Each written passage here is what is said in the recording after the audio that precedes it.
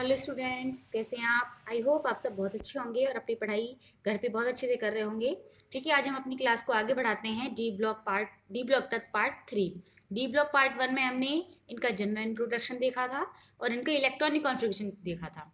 Part 2 में हमने इनकी जनरल प्रॉपर्टीज वो देखी थी और उनकी पीरियोडिसिटी देखी थी कि वो एक ही डी सीरीज में हम जब लेफ्ट टू राइट जाते हैं तो उनमें किस तरीके से चेंजेस होते हैं। अब हम पढ़ेंगे इनके कुछ विशेष गुण, some important properties of transition metals जो ज्यादातर इन्हीं में पाई जाती हैं। ठीक है, तो सबसे पहले हम प्रॉपर्टी पढ़ेंगे कॉम्प्लेक्स फॉर्मेशन यानी कि संकुलों का निर्माण। तो सबसे पहले अपन ये देखते हैं संकुल क्या होते हैं। संकुलों का निर्माण होता है उपसह संयोजी बंध के द्वारा। ठीक है, देखो हम पहले पढ़ चुके हैं कि मान लीजिए कोई ए और बी मॉलिक्यूल है या एटम है। ए ऐसा है जिसकी अभी इलेक्ट्रॉन डेफिशिएंट है, इसका जो ऑक्टेट है, इसका जो अष्टक है अभी फुलफिल नहीं हुआ। ठीक है, और बी एक ऐसा मॉलिक्यूल या एटम है जिसका अष्टक पूरा है लेकिन उसके पास लोन पेयर है। ठीक है ना, तो लोन पेयर है, ये तो इलेक्ट्रॉन की शेयरिंग करना चाहता है ताकि इसका अष्टक पूरा हो जाए, लेकिन ये शेयरिंग नहीं करना चाहता क्योंकि इसका अष्टक पूरा है। तो ये क्या करते हैं, इलेक्ट्रॉन का लेन देन भी नहीं करते और इलेक्ट्रॉन की शेयरिंग भी नहीं करते, बल्कि बीच का रास्ता उपलब्ध करते हैं कि ये जो एलिमेंट है ये अपने लोन पेयर्स को थोड़ा सा इसकी तरफ उपलब्ध करवा देता है, अवेलेबल करा देता है, ताकि ये इलेक्ट्रॉन पेयर जो है इसका भी रहे और इसका भी हो जाए। तो ऐसे बॉन्ड को हम कहते हैं उपसहसंयोजी बंध या कोऑर्डिनेट बॉन्ड या डेटिव बॉन्ड। इसे हम डेटिव बॉन्ड भी कहते हैं।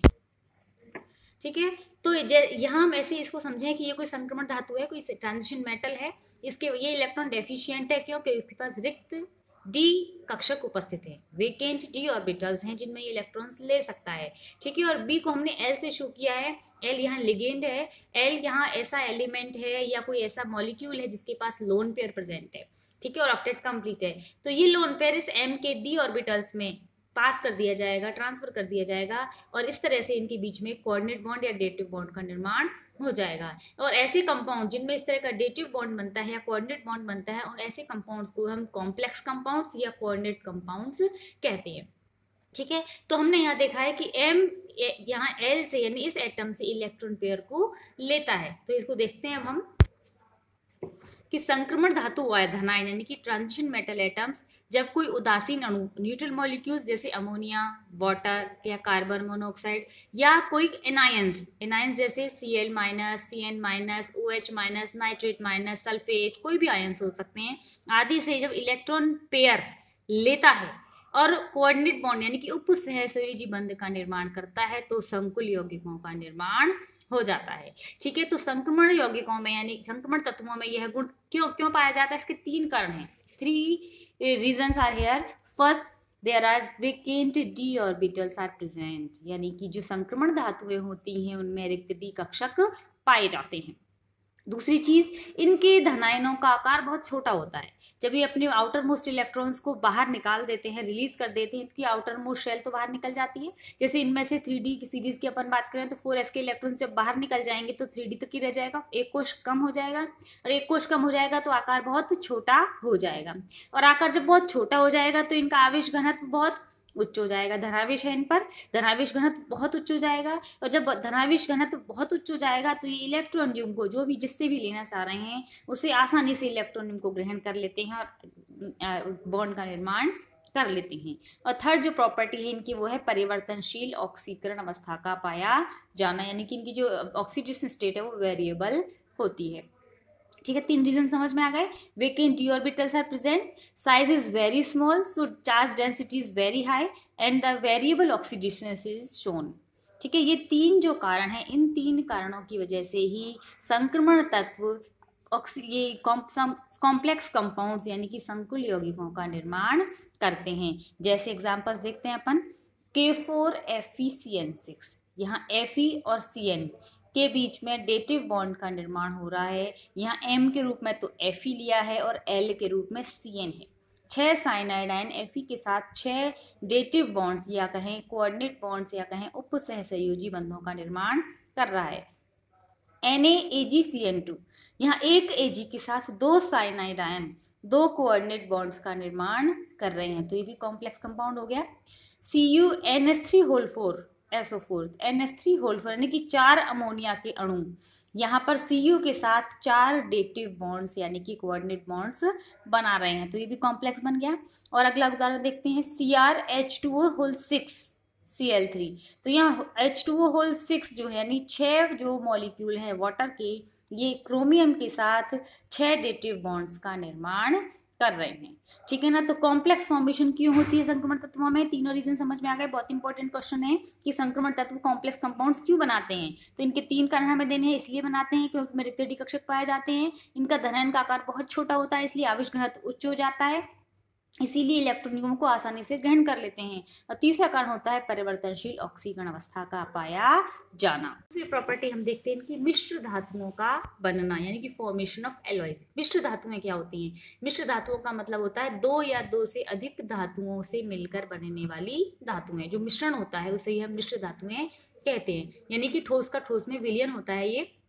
अब संक्रमण धातुएं मिश्र धातुएं आसानी से बना लेते हैं। क्यों बना लेते हैं? देखिए, ये हम पढ़ चुके हैं कि संक्रमण धातुओं के परमाणविक आकार यानी कि उनकी परमाणविक त्रिज्या लगभग समान होती है, ठीक है। पढ़ा था हमने कि एक ही सीरीज में बाएं से दाएं जाते हैं तो इनके आकार लगभग समान होते हैं। तो हम जब 2 या 2 से अधिक संक्रमण धातुओं को मिलाते हैं तो एक धातु का परमाणु आसानी से दूसरी धातु के परमाणु को प्रतिस्थापित कर देता है, इसीलिए आसानी से मिश्र धातुओं का निर्माण हो जाता है, ठीक है। यानी कि मेन रीजन क्या है कि इनके परमाणविक आकार लगभग समान होते हैं, इसीलिए ये आसानी से मिश्र धातुओं का निर्माण कर लेती हैं। जैसे ब्रॉन्ज यानी कि कांसा, इसमें Cu के साथ Sn मिलाई जाती है। ब्रास यानी कि पीतल, इसमें Cu के साथ Zn मिलाया जाता है। स्टेनलेस स्टील, ठीक है, जो हम घरों में काम में लेते हैं, उसमें आयरन यानी लोहे के साथ में क्रोमियम और निकेल भी मिलाया जाता है, ठीक है। और एक विशेष बात यह है कि जो पारे के साथ की मिश्र धातुएं होती हैं उनको हम अमलगम कहते हैं, ठीक है ना। जैसे जिंक के साथ अगर हमने पारे की मिश्र धातु बना दी तो उसे अपन जिंक अमलगम कहते हैं, ठीक है ना। या क्रोमियम के साथ बना दी तो उसे क्रोम अमलगम कहते हैं। ये याद रखना है कि अमलगम यानी पारे के साथ Fe कभी भी मिश्र धातु नहीं बनाता, ठीक है, याद रखना है। आयरन कभी भी Hg के साथ मिश्र धातु नहीं बनाता, यानी कि आयरन अमलगम कभी भी नहीं बनता, ठीक है। अब मिश्र धातुओं से फायदा क्या होता है? मिश्र धातुओं से क्या होता है कि इनकी जो कठोरता होती है वो बहुत बढ़ जाती है, इनके बीच के अट्रैक्शन वाले फोर्सेस जो है वो पहले के कंपैरिजन में बढ़ जाते हैं, इसीलिए इनकी जो मेल्टिंग पॉइंट्स हैं यानी कि गलनांक है वो बढ़ जाते हैं। कठोरता बढ़ती है, गलनांक बढ़ती है, और सबसे विशेष बात इनकी ये होती है कि जो कोरोजन या जंग लगने की जो प्रवृत्ति होती है या कहीं संक्षरण की जो प्रवृत्ति होती है उसमें कमी आ जाती है, ठीक है। तो मिश्र धातुएं अधिक कठोर एवं उच्च गलनांक वाली होती हैं तथा संक्षारण यानी कि कोरोजन के प्रति अधिक प्रतिरोधक होती हैं। तीसरी प्रॉपर्टी हम पढ़ते हैं अंतराकाशीय यौगिकों का निर्माण यानी कि फॉर्मेशन ऑफ इंटरस्टिशियल कंपाउंड्स। इस साल ये बोर्ड में पूछा गया था कि डी ब्लॉक तत्व या संक्रमण तत्व अंतराकाशीय यौगिक बनाते हैं क्यों। बहुत सारे क्वेश्चंस को सही आंसर कर पाए थे। फॉर्मेशन ऑफ इंटरस्टिशियल कंपाउंड्स में सबसे पहली चीज अपन देखते हैं कि जितनी भी संक्रमण धातुएं होती हैं या उनके यौगिक होते हैं हमेशा क्लोजेस्ट पैकिंग करते हैं, ठीक है। पढ़ चुके अपन क्रिस्टलीय संरचना होती है, क्रिस्टलीय यौगिक होते हैं, क्लोजेस्ट पैकिंग करते हैं, और 3 तरह की पैकिंग करते हैं, पढ़ा था हमने BCC, FCC या HCP, ठीक है ना। तो जब ये निकटतम संकुलन करेंगे तो जैसे मैंने यहाँ SCP को दिखाया है, निकटतम संकुलन जब करते हैं तो इनके बीच में यहाँ कुछ रिक्त स्थान रह ही जाते हैं, ठीक है। और इन रिक्त स्थानों को ही हम क्या कहते हैं? अंतराकाश या इंटरस्टिशियल वैकेंसीज, ठीक है ना।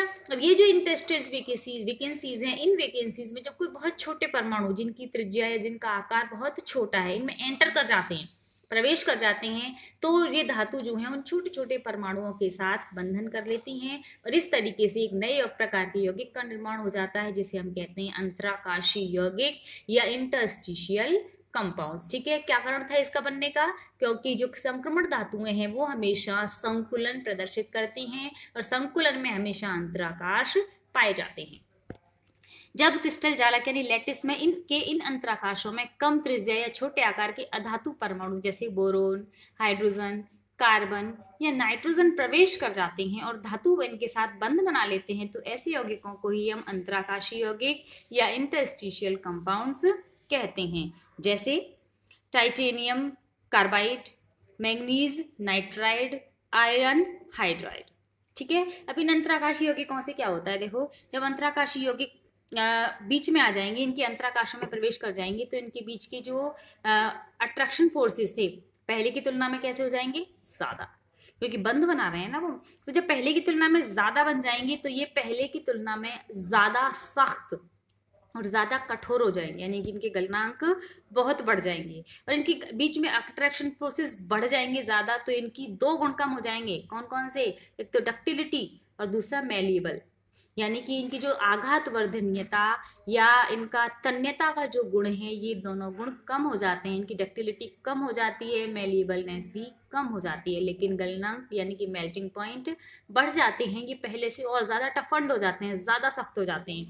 ठीक है, और ये बंध बनने के कारण एक विशेष बात आ जाती है कि विद्युत के बहुत अच्छे सुचालक हो जाते हैं, यानी पहले से ही हालांकि जो डी ब्लॉक एलिमेंट्स होते हैं वो या उनके यौगिक होते हैं, विद्युत के सुचालक होते हैं, इलेक्ट्रिकल कंडक्टर होते हैं, लेकिन इनकी अंतराकाशीय यौगिक बनने से इनकी जो इलेक्ट्रिसिटी कंडक्टेंस है वो और भी बढ़ जाती है। ठीक है, लेकिन एक नुकसान ये होता है कि जो केमिकली जो इनकी रिएक्टिविटी है वो कम हो जाती है, क्योंकि इंडस्ट्रियल कंपाउंड्स बनने से अपने आप में ही बॉन्डेड हो जाते हैं, टाइटली बॉन्डेड हो जाते हैं, तो इनकी रासायनिक क्रियाशीलताएं कम हो जाती हैं। ठीक है, तो अंतराकाशीय यौगिकों का बनने का कारण समझ में आया, ये अंतराकाश जो इनकी क्लोजेस्ट पैकिंग यानी कि निकटतम संकुलन में बन जाते हैं और उनमें कोई छोटे परमाणु बी एच सी आदि प्रवेश जब कर जाते हैं तो अंतराकाशीय यौगिकों का निर्माण होता है।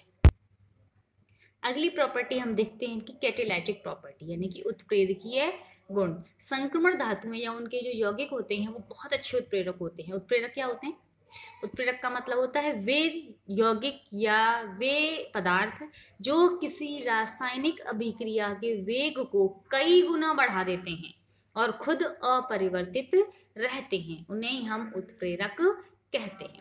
ठीक है ना, तो ये संक्रमण धातुएं या इनके यौगिक होते हैं, इनमें किसी भी रासायनिक अभिक्रिया के किसी भी केमिकल रिएक्शन के रेट ऑफ रिएक्शन को यानी कि वेग को परिवर्तित करने की बहुत क्षमता होती है।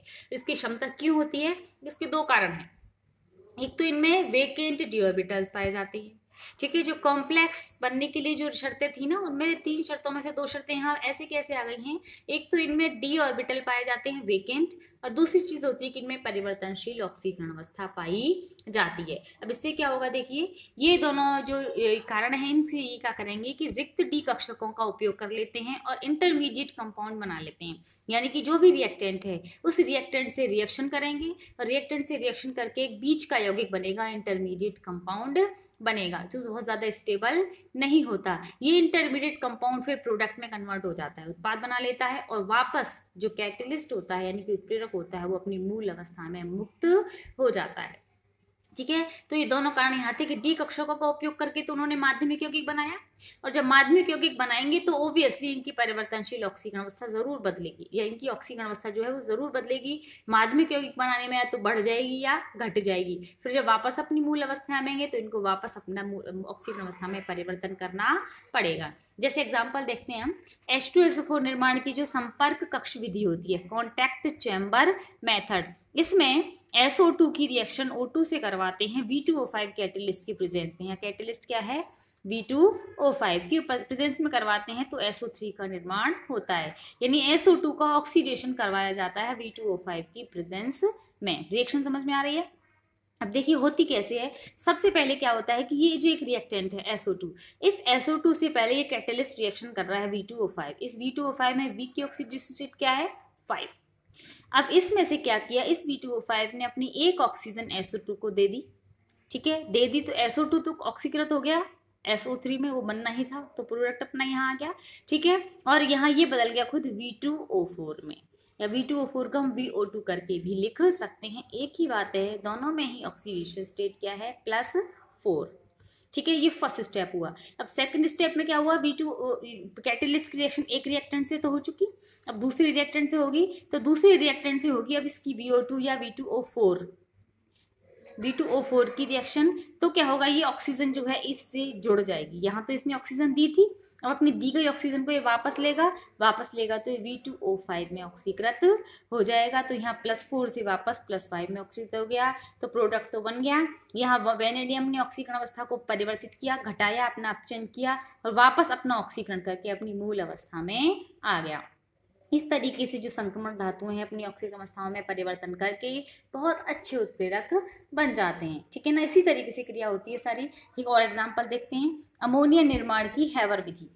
अमोनिया निर्माण की हैवर विधि में हम देखें कि NH3 का निर्माण करने के लिए हम N2 और हाइड्रोजन की रिएक्शन करवाते हैं FeMO की प्रेजेंस में। यह Fe तो है उत्प्रेरक और MO है उत्प्रेरक वर्धक। उत्प्रेरक क्या होता है? जो अभिक्रिया के वेग को बढ़ाता है। और एमओ यहाँ उत्प्रेरक वर्धक है। उत्प्रेरक वर्धक का मतलब क्या होता है? कैटेलिस्ट प्रमोटर, जो कैटेलिस्ट की क्रियाशीलता को और भी बढ़ा देगा। यानी एफई तो यहाँ उत्प्रेरक है ही, और एमओ एफई की उत्प्रेरक क्रियाशीलता को और भी बढ़ा रहा है। तो यहाँ दो चीजें हमने काम में ली हैं। देखिए दोनों ही ट्रांजिशन मेटल्स हैं, एफई भी और एमओ यानी कि मॉलिब्डेनम भी। एक एग्जांपल और देखते हैं, HNO3 यानी नाइट्रिक एसिड निर्माण की ओस्टवाल्ड विधि। इस विधि में क्या होता है? अमोनिया का ऑक्सीडेशन करवाया जाता है। अमोनिया का ऑक्सीडेशन करवाने के लिए यहाँ कैटेलिस्ट के रूप में क्या लिया है हमने? पीटी। यहाँ इस पीटी को गॉस कैटेलिस्ट भी कहते हैं। तो NH3 और L का ऑक्सीडेशन जब पीटी की उपस्थिति में करवाते हैं तो NH3 NO में ऑक्सीकृत हो जाती है, जिसको आगे हम NO2 में परिवर्तित करके या ऑक्सीकृत करके फिर HNO3 बनाते हैं। तो यहाँ भी उत्प्रेरक के रूप में किसका उपयोग किया गया है? पीटी का। ये भी एक संक्रमण धातु है।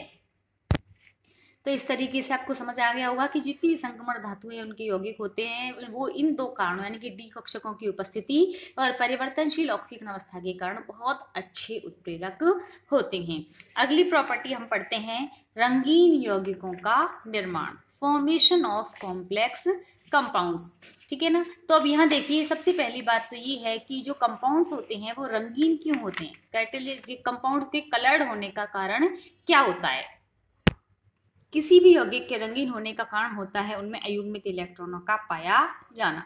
ठीक है, जब किसी भी यौगिक में या किसी भी धातु में या किसी भी तत्व में अयुग्मित इलेक्ट्रॉन पाए जाएंगे तो वो इलेक्ट्रॉन अगर दृश्य क्षेत्र की ऊर्जा यानी कि विजिबल रीजन जो विबग्योर है, इस दृश्य क्षेत्र की ऊर्जा का अवशोषण करके उत्तेजित होते हैं।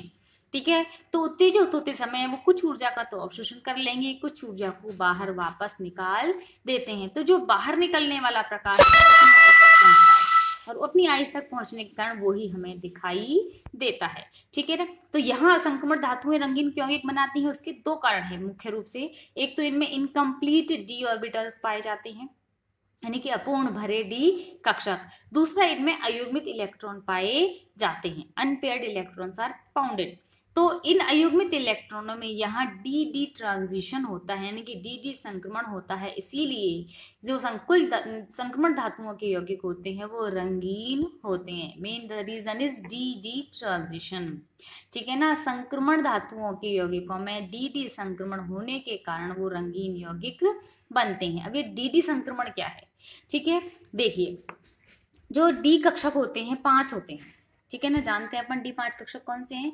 DXY, DYZ, DXZ, DX² Y² और DZ²। ये 5 होते हैं। इन 5 में से ये जो 3 कक्षक होते हैं ये तो पाए जाते हैं तलों में, ठीक है, प्लेन्स में पाए जाते हैं। और X² Y² और Z² ये पाए जाते हैं अक्षों में, बिटवीन ऑन द एक्सिस। ये तो है बिटवीन द एक्सिस यानी कि इन द प्लेन्स, और यह इन द एक्सिस अक्षों में पाए जाते हैं। ये XY अक्ष में पाया जाता है और ये Z अक्ष में पाया जाता है, ये पता है हमें। ठीक है, जब इनके पास कोई भी ऋणायन आता है, ठीक है ना, तो इन समभ्रंश डी कक्षकों, समभ्रंश का मतलब डीजेनरेट यानी कि जिनकी एनर्जी बिल्कुल सेम होती है, इन 5 डी समभ्रंश कक्षकों को 2 भागों में विपाटित कर दिया जाता है।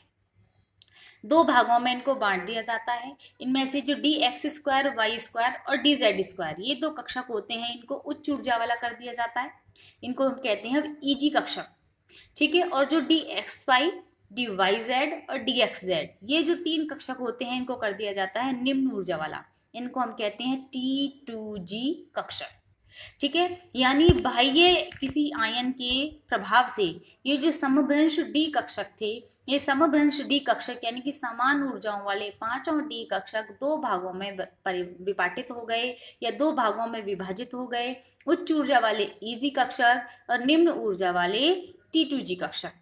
ठीक है ना। इनमें T2G और EG कक्षकों में अगर कोई अयुग्मित इलेक्ट्रॉन उपस्थित है तो ये अयुग्मित इलेक्ट्रॉन नीचे से ऊपर उत्तेजित हो सकता है, यानी कि T2G कक्षक से EG कक्षकों में उत्तेजित होकर जा सकता है। तो निम्न ऊर्जा वाले T2G कक्षकों का उच्च ऊर्जा वाले EG कक्षकों में जाना ही DD संक्रमण कहलाता है। अब ये DD संक्रमण रंगीन होने के लिए उत्तरदायी कैसे है, तो देखिए हम ये जानते हैं कि दृश्य क्षेत्र की ऊर्जा यानी जिसको हम श्वेत प्रकाश कहते हैं 7 रंगों से मिलकर बना होता है, विबग्योर यानी कि बैनी, आह, पीला, लाल। ठीक है, जब इलेक्ट्रॉन निम्न ऊर्जा से उच्च ऊर्जा क्षेत्र में जाएगा तो दृश्य प्रकाश की ऊर्जा का अवशोषण करता है।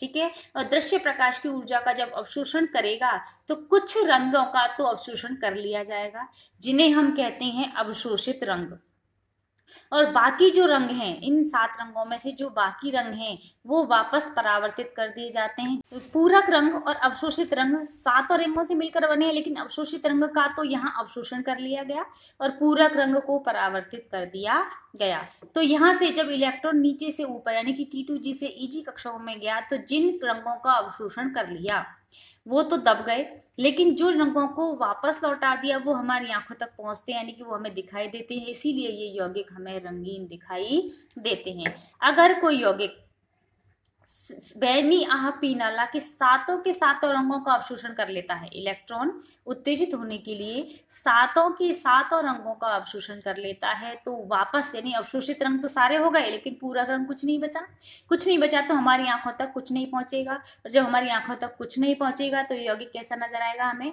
काला, ब्लैक। ठीक है, if all the colours of the light are absorbed by the electrons to transit from T2G to EG, then and no any color approaches to our eyes, so the compound becomes black। ठीक है ना। Next चीज कि अगर कोई स्थिति ऐसी है कि यहाँ इलेक्ट्रॉन है ही नहीं अनपेयर्ड, जो इन जो श्वेत प्रकाश है, जो व्हाइट लाइट है, विबग्योर है, उसको एब्जॉर्ब कर सके, यहाँ सारे के सारे इलेक्ट्रॉन्स कैसी है, पेयर्ड हैं।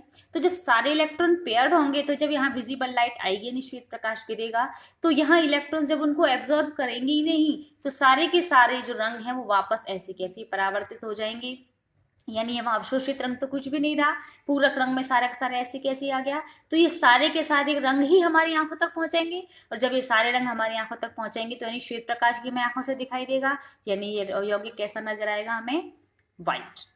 ठीक है ना, ध्यान रखें जब सारे के सारे रंग इस इलेक्ट्रॉन द्वारा अवशोषित कर लिए जाएंगे तो हमारी आंखों तक कोई रंग नहीं पहुंचेगा, तो यौगिक हमें काला दिखाई देगा, ब्लैक दिखाई देगा। और यदि यहाँ कोई अनपेयर्ड इलेक्ट्रॉन है ही नहीं जो इनको अवशोषित करता तो ये सारे के सारे रंग वापस लौटा दिए जाएंगे, हमारी आंखों तक पहुंचेंगे और हमें ये यौगिक व्हाइट दिखाई देगा।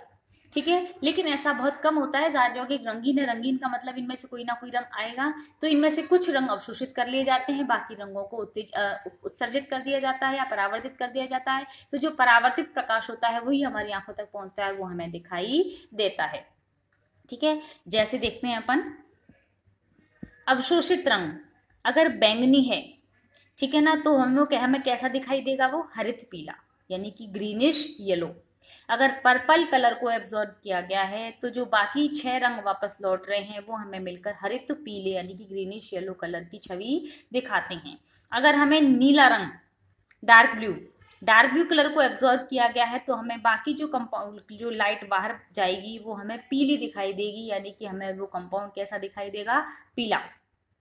अगर नीला हरा प्रकाश अवशोषित किया जा रहा है तो उसका पूरक रंग कैसा होगा, लाल, यानी वो यौगिक हमें लाल दिखाई देगा। इसी तरीके से अगर ऑरेंज कलर यानी कि नारंगी रंग का अवशोषण किया जाता है तो यौगिक हमें कैसा दिखाई देगा, हल्का नीला यानी कि आसमानी। और इसका उल्टा भी है कि अगर हरित पीले रंग का अवशोषण किया जाएगा तो यौगिक बैंगनी दिखाई देगा, पीले रंग का अवशोषण किया जाएगा तो डार्क ब्लू दिखाई देगा, रेड कलर का अवशोषण किया जाएगा तो हरा नीला या नीला हरा दिखाई देगा, और हल्के नीले यानी कि आसमानी रंग का अवशोषण किया जाएगा तो यौगिक ऑरेंज दिखाई देगा। ठीक है ना, तो इसे ही हम DD ट्रांजिशन की वजह से यौगिकों का रंगीन होना समझाते हैं। ऐसे कुछ एग्जाम्पल्स देखते हैं हम। देखिए, वे आयन जिनमें सभी इलेक्ट्रॉन्स युग्मित हो यानी कि कोई अयुग्मित इलेक्ट्रॉन हो ही नहीं, यानी कि D0, D10, S0 या S2, ठीक है, ये फुल्ली फिल्ड है या बिल्कुल वेकेंट है, तो बिल्कुल खाली रिक्त कक्षक है या फिर फुली फिल्ड है, पूर्ण पूरित है, तो उसमें कोई अयुग्मित इलेक्ट्रॉन नहीं बचेगा, तो वो प्राय रंगहीन या सफेद होते हैं। जैसे जिंक के जितने भी यौगिक होंगे Zn+2 में भी D10 होता है तो वो सफेद होंगे, ठीक है, रंगहीन होंगे। ZnCdHg इनके यौगिक रंगहीन दिखाई देते हैं या व्हाइट होते हैं क्योंकि इनमें अयुग्मित इलेक्ट्रॉन नहीं पाए जाते। कुछ टेबल को देखते हैं अपन अब कि देखिए स्कैंडियम +3 और टाइटेनियम +4 इनका विन्यास होता है 3d0 4s0। स्कैंडियम के बाह्यतम कोश में 3 इलेक्ट्रॉन थे, है ना, ठीक है ना, D1s2 इलेक्ट्रॉनिक विन्यास था इसका, D2s2 विन्यास था, तो सारे इलेक्ट्रॉन जब त्याग दिए गए हैं तो ये +3 और +4 में पहुंच गए हैं, तो D0s0 यहाँ अयुग्मित इलेक्ट्रॉन नहीं है, तो यौगिक कैसा होगा, रंगहीन, क्योंकि यहाँ इलेक्ट्रॉन है ही नहीं जो व्हाइट लाइट में से किसी भी रंग का अवशोषण करते। Ti+3 इसका इलेक्ट्रॉनिक कॉन्फिगरेशन है D1, एक इलेक्ट्रॉन है, तो ये पर्पल या नील लोहित रंग का दिखाई देता है। बहुत पूछा जाने वाला क्वेश्चन है ये कि Ti+4 is purple in colour while Ti+4 is colourless why. Ti+3 बैंगनी रंग का जलीय विलयन होते हैं, ये सारे एक्वस सॉल्यूशंस होते हैं, और Ti+4 रंगीन होता है, क्यों, तो इसका कारण ये है कि इसमें अयुग्मित इलेक्ट्रॉन थे ही नहीं, अनपेड इलेक्ट्रॉन एब्सेंट है, यहाँ पर अनपेड इलेक्ट्रॉन पाया जा रहा है, ठीक है। V+3 में 2 इलेक्ट्रॉन प्रेजेंट है डी में, तो 2 अनपेयर्ड इलेक्ट्रॉन है, तो इसका कलर होता है ग्रीन। V+2 या Cr+3 इन दोनों का कॉन्फिगरेशन होता है D3, दोनों का ही रंग होता है बैंगनी। Mn+3 इसमें 4 इलेक्ट्रॉन्स प्रेजेंट होते हैं, चारों के चारों ही कैसे हैं, अनपेयर्ड, ये भी बैंगनी कलर का होता है। Mn+2 में D5 इलेक्ट्रॉनिक कॉन्फिगरेशन है, ये 5 अयुग्मित इलेक्ट्रॉन पाए जाएंगे, पिंक कलर का होता है।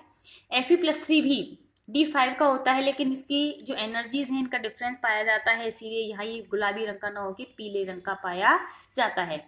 Fe+2 ग्रीन कलर का होता है, ठीक है, आपने एग्जांपल सुना होगा हरा कसीस यानी ग्रीन विट्रियोल कहते हैं। ग्रीन विट्रियोल का फॉर्मूला क्या होता है, FeSO4.7H2O, इसको ग्रीन विट्रियोल यानी हरा कसीस कहते हैं। और हरा कसीस क्यों कहते हैं कि Fe यहाँ किस फॉर्म में है, +2 में, और Fe+2 का रंग कैसा होता है, हरा होता है, ठीक है ना। ऐसे ही CO+2 का रंग होता है गुलाबी। CO+2 में अयुग्मित इलेक्ट्रॉन कितने हैं, यहाँ 3, ठीक है। Ni+2 D8 इसमें अयुग्मित इलेक्ट्रॉन संख्या 2 है, ये ग्रीन कलर का होता है। Cu+2 D9 हालांकि इसमें एक ही इलेक्ट्रॉन है, ये नीले रंग का होता है, ये तो बहुत देखा है आपने, कॉपर सल्फेट, इसको अपन नीला थोथा भी कहते हैं। क्या फॉर्मूला होता है उसका, CuSO4.5H2O। ब्लू विट्रियोल कहते हैं, इसमें Cu किस फॉर्म में है, +2 फॉर्म में है, ठीक है ना। +2 फॉर्म में होने की वजह से ये इसमें D9 कॉन्फिगरेशन है और एक अयुग्मित इलेक्ट्रॉन उपस्थित है, इसीलिए ये नीले रंग का है। लेकिन Zn या Cu+1, इन Zn+2 और Cu+1 दोनों की बात करें तो इनमें 3d10 है, ठीक है, 3d10 है तो अयुग्मित इलेक्ट्रॉन नहीं है, और नहीं है तो ये दोनों कैसे हैं, रंगहीन है, ठीक है ना। तो इस तरीके से अयुग्मित इलेक्ट्रॉनों की उपस्थिति है तो उनमें डी ट्रांजिशन संभव है, ठीक है, और डी ट्रांजिशन की वजह से इनमें रंग उत्पन्न हो जाता है, ठीक है। डी ट्रांजिशन में जिस ऊर्जा का अवशोषण कर लिया जाता है उसके अलावा जो परावर्तित प्रकाश होता है वो हमारी आंखों तक पहुंचता है, और वो ही हमें रंगीन यौगिकों के रंगीन होने का कारण प्रदर्शित करता है, ठीक है। अब अगली प्रॉपर्टी हम पढ़ते हैं मैग्नेटिक प्रॉपर्टीज यानी कि चुंबकीय गुण। ये चीज अपन पढ़ चुके हैं फर्स्ट चैप्टर में, सॉलिड स्टेट में जब हमने ठोसों के गुण पढ़े थे तो चुंबकीय गुण पढ़े थे। वही चीज है कि हमें पता है इलेक्ट्रॉन की 2 तरह की गति होती है, ऑर्बिटुलर और एक्सियल, अक्षीय गति और कक्षीय गति। दोनों ही प्रकार की गतियों से जब वो लगातार चक्कर लगाता है तो चुंबकीय आघूर्ण उत्पन्न करता है और एक छोटे चुंबक के समान व्यवहार करने लगता है। और उसके चुंबकीय व्यवहार को हम नापते हैं चुंबकीय आघूर्ण से। चुंबकीय आघूर्ण यानी कि मैग्नेटिक मूवमेंट म्यू से रिप्रेजेंट किया जाता है। इसका नॉर्मल फॉर्मूला होता है EH/4πmc। इनकी वैल्यूज पुट करते हैं तो अपने पास आंसर आता है √n×n+2, और इसकी जो यूनिट है वो होती है बोर मैग्नेटॉन, ठीक है ना। यहाँ n क्या है, यहाँ है नंबर ऑफ अनपेयर्ड इलेक्ट्रॉन्स, अयुग्मित इलेक्ट्रॉनों की संख्या।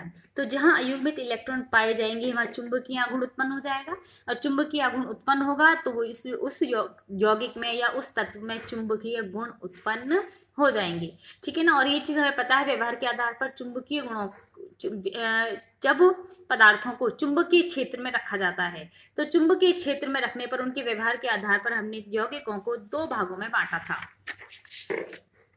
ठीक, 3 भागों में बांटा था, चुंबकीय गुणों के आधार पर प्रतिचुंबकीय, अनुचुंबकीय और लौह चुंबकीय व्यवहार के आधार पर है ये।